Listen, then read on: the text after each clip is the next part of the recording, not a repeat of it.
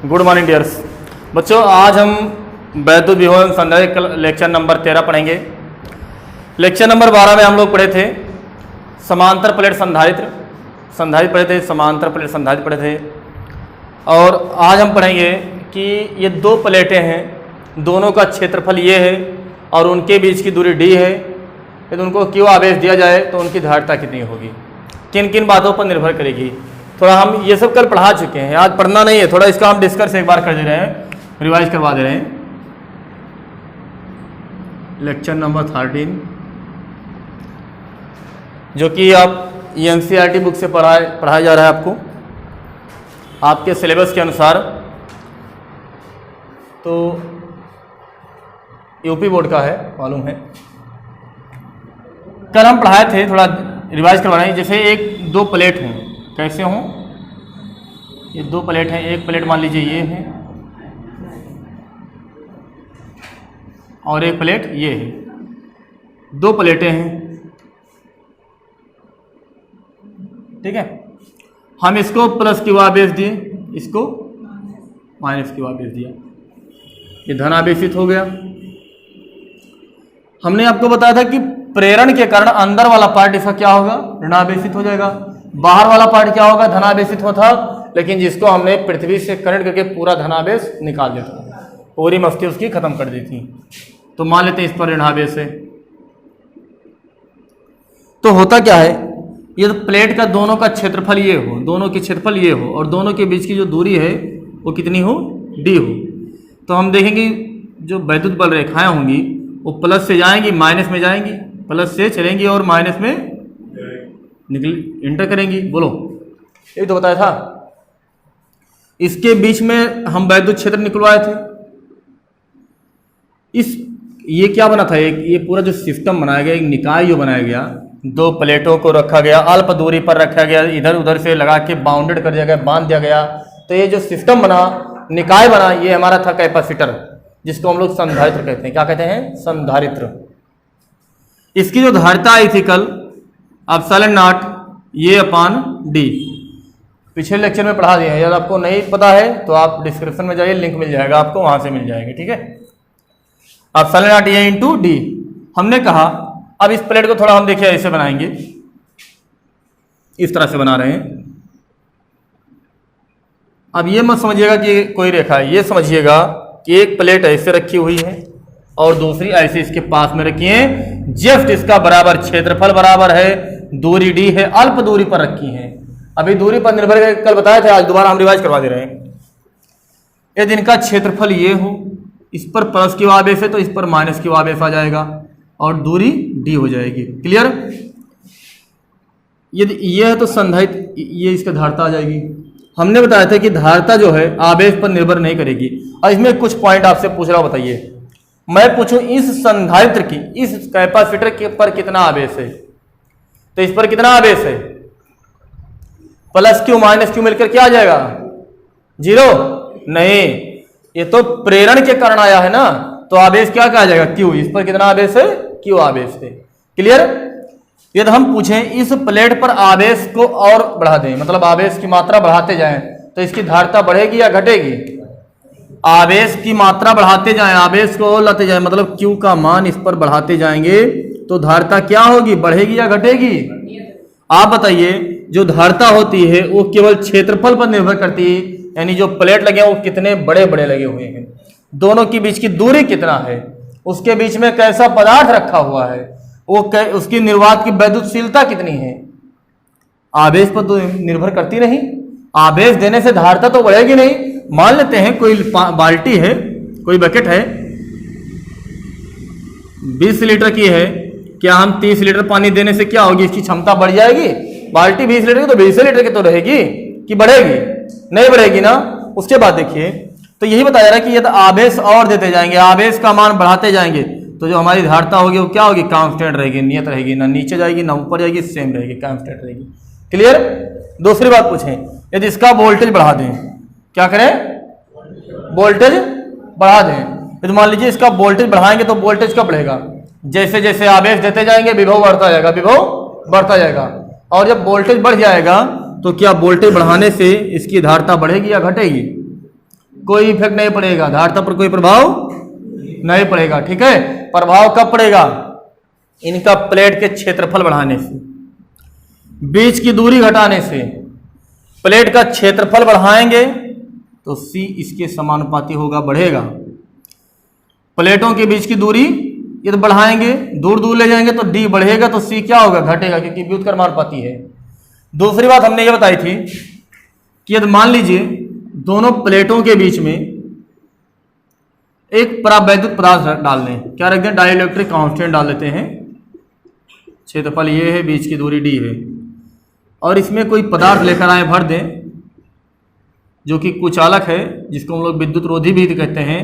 यदि आप नहीं पढ़े तो पिछले लेक्चर घुमा के देखिए, आपको मिल जाएगा। लेक्चर नंबर शायद 11 या 10 में होगा, विद्युत रोधी पढ़ाए हमने इसमें, परावैद्युत पदार्थ, और उसका परावैद्युतांक कितना हो? के हो। परावैद्युतांक कितना हो? के हो।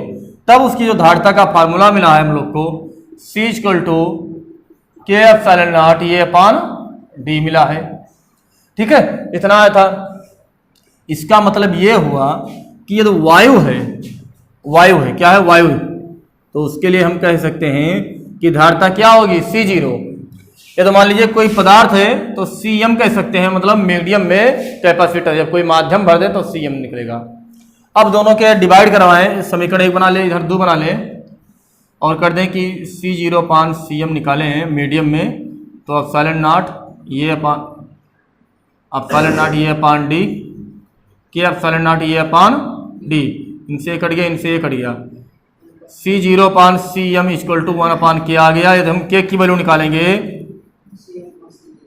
इसका मतलब क्या है? परावैद्युतांक की एक और नई डिफिनीशन आ गई। किसी माध्यम में किसी संधारित्र की धारिता तथा निर्वात में संधारित्र की धारिता का अनुपात परावैद्युतांक, माध्यम का परावैद्युतांक प्रदर्शित करता है। बोलो, हम क्या निकालें? माध्यम में किसी संधारित्र की धारिता निकाल लें और निर्वात में धारिता निकाल लें। ये दोनों का रेशियो निकालेंगे तो जो कांस्टेंट वैल्यू आएगी, नियत वैल्यू आएगी, वो उस माध्यम की परावैद्युतांक को प्रदर्शित करेगा। क्लियर? बोलिए, इतना सबको क्लियर हुआ? चलिए ठीक है। अब इसमें कुछ फैक्ट हम लोग और पढ़ेंगे। इन सब चीजों को नोट नहीं करना, केवल समझना है।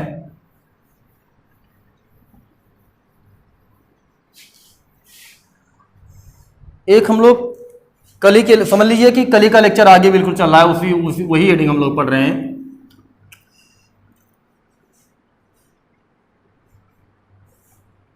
दो समांतर प्लेट के बीच, या दो समांतर प्लेट संधारित्र की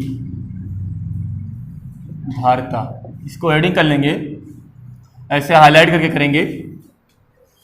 तो कल ये तो पढ़ाई है, आज देखिए क्या होगा। आज हम कह रहे हैं कि एक प्लेट का जो क्षेत्रफल है, पहला प्लेट, वो कितना हो? ये हो।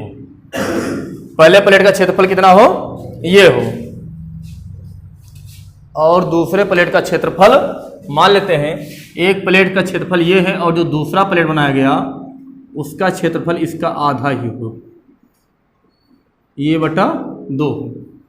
दोनों का प्लेट बराबर नहीं है, लेकिन दोनों के बीच की जो दूरी है वो क्या है? D है। इस पर प्लस क्यू आवेश है और इस पर माइनस क्यू आवेश है। बोलो, अब भी तो एक संधारित्र बना है भाई। दो प्लेट है, एक छोटी है एक बड़ी है। एक मान लीजिए बड़ा हाथ है तो एक छोटा प्लेट रखा हुआ है, छोटा हाथ है। आप पूछें कि इस तरह से जो संधारित्र बनेगा उसकी धारिता का फार्मूला क्या आएगा, तो आप ये सोचिए कि अभी तक जो आता था, जैसे मान लीजिए एक प्लेट ये थी, एक ये थी, तो होता था कि ये प्लस थी और ये माइनस थी।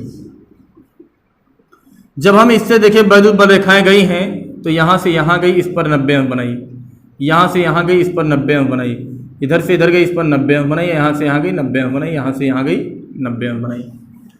हम क्षेत्रफल वही लेते थे, उतना ही पार्ट लेते थे जितना इस पर 90 डिग्री का एंगल बना रहा था।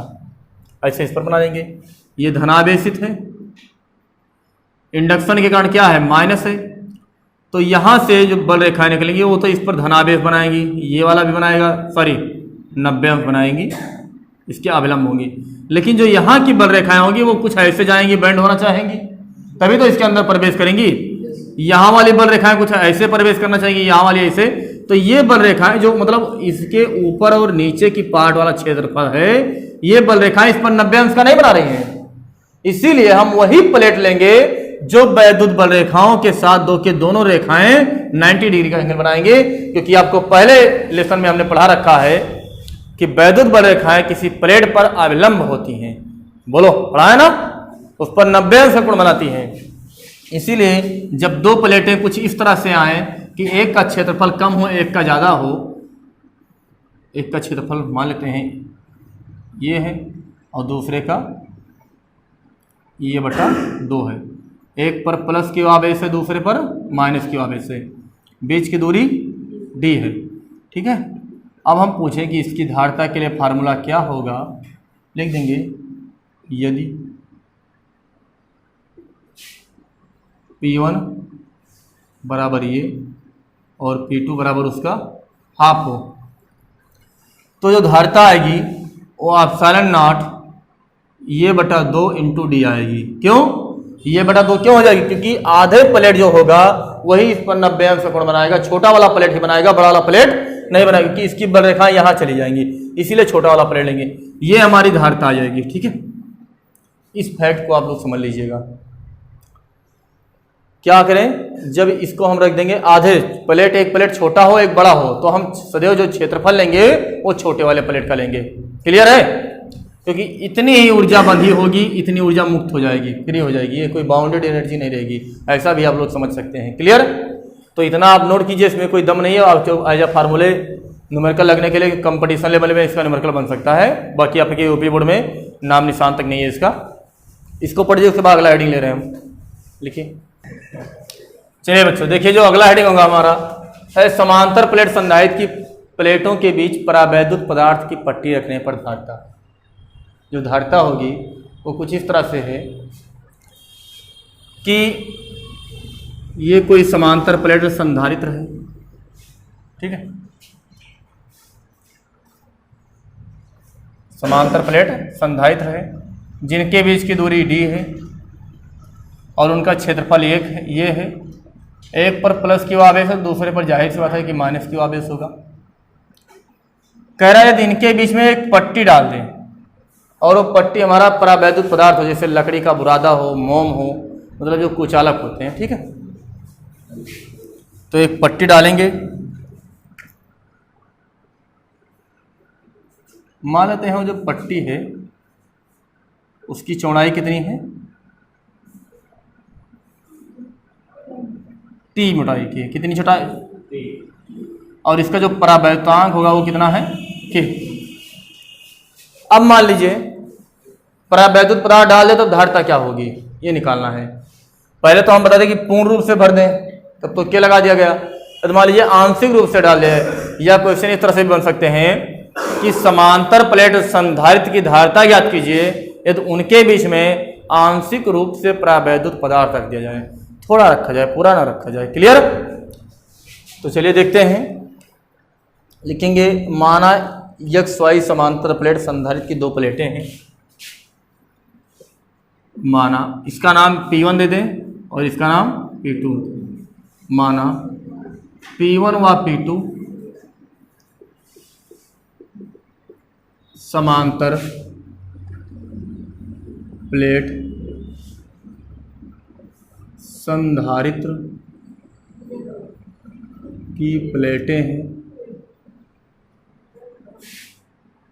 जिनका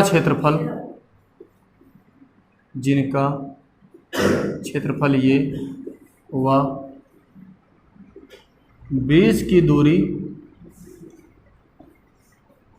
जिनका क्षेत्रफल ये व उनके बीच की दूरी स्मॉल d है। अब हम ये देखेंगे तो इसकी धारिता क्या हो जाएगी। यदि, या मान लेंगे यदि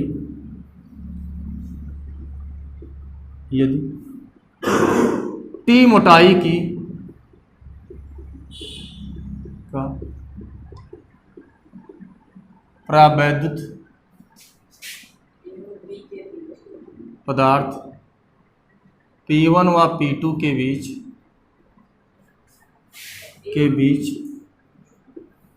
P1 व P2 के बीच पहला प्लेट P1 है, दूसरा क्या है P2 है। P1 व P2 के T मोटाई का परावैद्युत पदार्थ P1 व P2 मोटाई के बीच रख दिया जाता है तो धारिता क्या होगी, हमें एक निकालना। तो धारिता निकालने के लिए सबसे पहले हमें विभव मालूम होना चाहिए कि वोल्टेज क्या क्या होगा। तो हम पहले ये निकाल लें कि वैद्युत क्षेत्र यहाँ का क्या होगा, या निर्वात का वैद्युत जो खाली स्थान है वहाँ पर वैद्युत क्षेत्र कितना होगा। तो हम मान लेंगे जो खाली स्थान है यहाँ की वैद्युत क्षेत्र कितना है E0, और जो फिलअप किया हुआ स्थान है वहाँ का वैद्युत क्षेत्र E है। क्या है वैद्युत क्षेत्र E है, और वहाँ का क्या है E0, यानी जहाँ पर वायु है वहाँ का वैद्युत क्षेत्र E है, सॉरी E0 है, और यहाँ का E है। तो हम रखेंगे प्लेटों के बीच उन स्थान का वैद्युत क्षेत्र जहाँ पर क्या है, या प्लेटों के बीच वायु में विद्युत क्षेत्र की तीव्रता क्या होगी। प्लेटों के बीच वायु में विद्युत क्षेत्र, वायु में विद्युत क्षेत्र क्या हो जाएगा, E0 बराबर Q अपान ये इंटू एप्सिलॉन नॉट ये आ जाएगा। ठीक, Q अपान ये एप्सिलॉन नॉट है। ये दोनों प्लेट के कारण वायु की निकाला गया है। कल हम दोनों प्लेट के कारण निकलवाए थे तो शायद कुछ इस तरह से आया था, सिग्मा अपान एप्सिलॉन नॉट, यही तो आया था। अब सिग्मा क्या है, प्रत्येकांक क्षेत्रफल में वितरित आवेश है, तो यही तो लिखा जाएगा। तो वही तो लिखा गया है, काहे इतना घबरा रहे हैं आप लोग। अब मान लेते हैं तो वायु में विभव कितना होगा, वायु में विभव B बराबर क्या होता है, E इंटू डी, दूरी, या DR कह सकते हैं, E इंटू E0 हो जाएगा। दूरी कितना है, वायु कितनी दूरी में है, पूरा D है, T दूरी में तो वायु है नहीं, तो T क्या करेंगे, घटा देंगे, D माइनस T, समीकरण 1। अब उसके बाद लिखेंगे पट्टी के बीच वैद्युत क्षेत्र की तीव्रता क्या होगी, या परावैद्युत पदार्थ वैद्युत में वैद्युत क्षेत्र E बराबर मान लेंगे क्या आ जाएगा, E बराबर आवेश Q बटा K एप्सिलॉन नॉट इंटू ये आ जाएगा ना। अरे यहाँ निर्वात था इसीलिए K का मान 1 है, यहाँ K है इसीलिए K का मान रख दिया गया है। तो विभव निकालेंगे,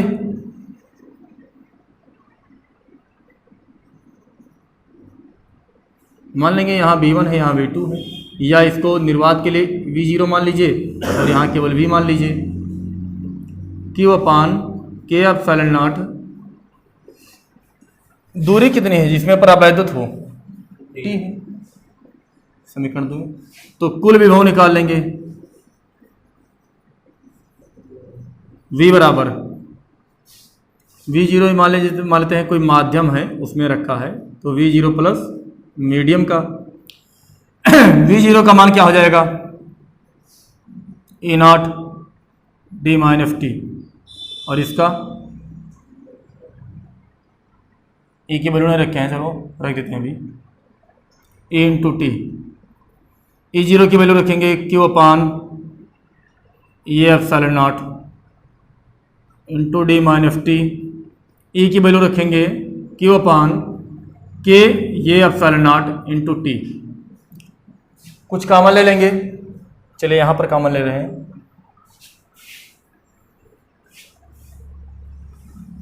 कॉमन लेंगे Q अपान ये एप्सिलॉन नॉट, तो बचेगा क्या, D minus T plus T अपान के, ये क्या आ जाएगा विभव। तो धारिता C बराबर क्या होता है, Q अपान V होता है। V का वैल्यू यहाँ से पुट कर देंगे, Q का मान Q रहेगा, V का मान आ जाएगा Q अपान ये epsilon not in bracket D minus T plus T upon K। Q से Q मर जाएगा, सबसे नीचे पहुँच जाएगा सबसे ऊपर। तो जो धारिता निकल कर आएगी वो ये epsilon not upon D minus T plus T upon K।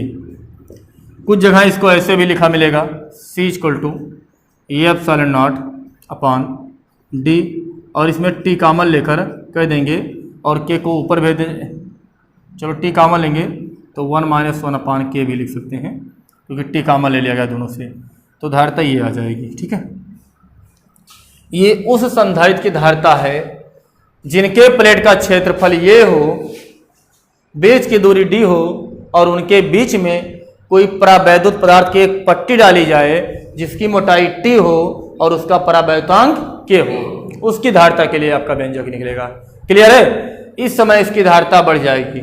ठीक है, आप ये समझ सकते हैं कि इसकी धारिता बढ़ जाएगी। क्यों?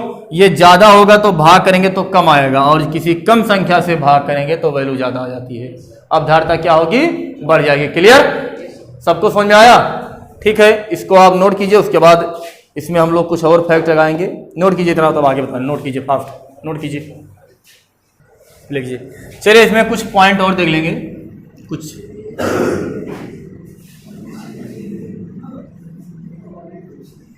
चलिए देखते हैं। चलिए इसमें कुछ कंडीशन लगाएंगे। पहला कंडीशन हमारा इस तरह से होगा कि यदि ये जो पट्टी लगी है टी मोटाई की, इसको पूरा भर दिया जाए। ये जो टी मोटाई की पट्टी है इसको पूर्ण रूप से भर दें। तो कंडीशन लगाएंगे, यदि प्लेटों के बीच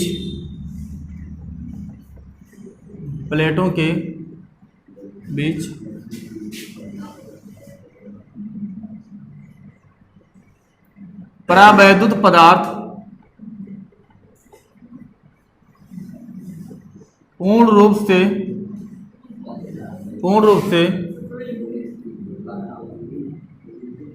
भर दिया जाए,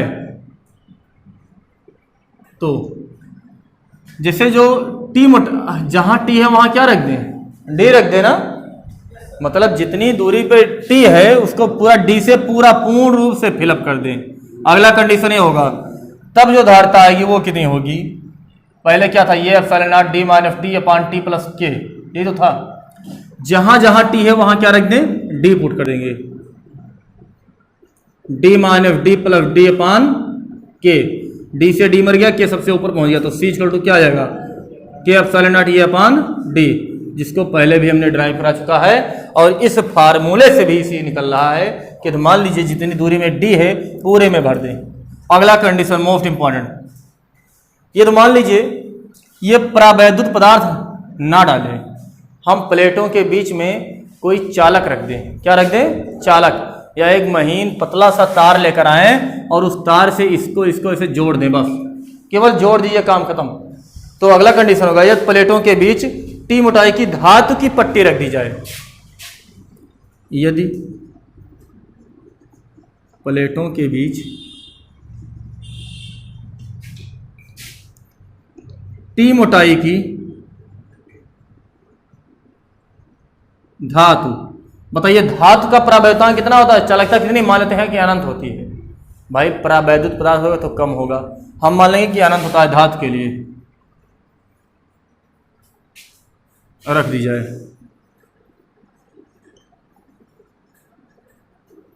C इक्वल टू ये epsilon naught D minus T plus T upon, और धातु के लिए के का मान क्या होता है? अनंत। किसी संख्या के नीचे अनंत आएगा तो उसका मान क्या होता है? 0। तो C इक्वल टू आ जाएगा ये epsilon not upon D minus T. मतलब यदि कोई धातु रखेंगे तो हम जो नीचे दूरी लिखते थे उसको क्या करेंगे? टी को माइनस कर देंगे। क्लियर? माइनस कर देंगे ना इसको। और देखिए एक चीज और देख लीजिए बस, उसके बाद इसको खत्म कर रहे हैं।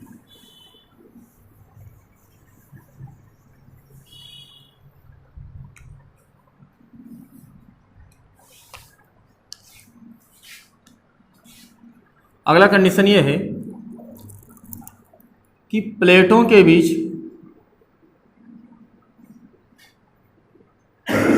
T1, T2, T2, T3 dot dot dot Tn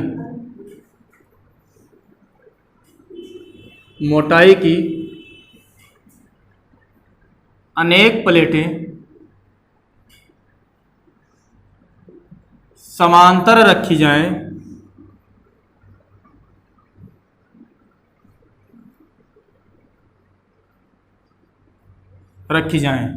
ठीक है, समझिए कैसे। जैसे मान लीजिए एक प्लेट ये है और एक प्लेट ये है, थोड़ा संधारित बना दिए हैं, ये संधारित रहे, थोड़ा दूर बना है क्योंकि आपको डायग्राम समझ में आ जाए। मान लेते हैं बीच की दूरी d है, कितनी दूरी है, d है। इसका क्षेत्रफल ये, इसका क्षेत्रफल ये, प्लस क्यू आवेश, दूसरे पर भी क्या आ जाएगा, माइनस क्यू आवेश। बताइए इस संधारित में कितना आवेश है। अब कहा यह जा रहा है कि इसके बीच में तमाम परावैद्युत पदार्थ डाल दिया गया, एक ये डाल दिया गया है जिसकी मोटाई T1 है, एक परावैद्युत पदार्थ और डाले और परावैद्युतांक कितना है, K1 है। इसको एक पदार्थ और डाले जिसका परावैद्युतांक K2 है और मोटाई T2 है। एक तीसरा लेकर आए जिसको हमने फिलअप कर दिया। मान लेते हैं ये कोई परावैद्युत पदार्थ है। देखिए अलग अलग पदार्थों के लिए हमने अलग अलग परावैद्युतांक दिया, अलग अलग मोटाई दी है और आपको दिखाने के लिए, बताने के लिए अलग अलग डिजाइन भी दे रखी है, ठीक है। तो इसकी मोटाई T3 मान लेंगे। ऐसे मान लेते हैं कि एक पदार्थ और आया, इसमें डबल डबल मान लीजिए, ये भी अलग देखिए, और मान लेंगे कि इसकी परावैद्युतांक जो है वो T4 है, सॉरी चौड़ाई, और ये क्या है T4। तब धारता क्या होगी, तो हम कहेंगे जो D की वैल्यू है, जो D की वैल्यू है वो क्या होगी, T1 धन T2 धन T3 धन T4 के बराबर। ऐसे कई रख सकते हैं। उस समय जब धारता की बात करेंगे तो ये epsilon not upon D minus, जहाँ T है वहाँ क्या लिखेंगे, T1 धन T2 धन T3 धन T4 प्लस यहाँ लिखेंगे T1 अपान K1 प्लस T2 अपान K2 प्लस T3 अपान और प्लस T4 अपान K4। अब ये जो D है इनके बराबर होगा तो ये दोनों आपस में क्या हो जाएंगे, कट जाएंगे। तो जो धारता आ जाएगी ये epsilon not upon T1 upon K1 plus T2 upon K2 plus T3 upon K3 plus T4 upon K4, और मान लीजिए कई होते हैं n तक होता तो n तक जुड़ते चलता है, ये धारता आ जाएगी, ठीक है। तो ओके दोस्तों, ये वाला नोट कीजिए। इतना बस आज के लेक्चर में इतना हम लोग पढ़ेंगे, बाकी के हम लोग कल पढ़ेंगे। तब तक के लिए आप ये पसंद आए तो लाइक कीजिए, शेयर कीजिए, सब्सक्राइब कीजिए। Okay, good bye.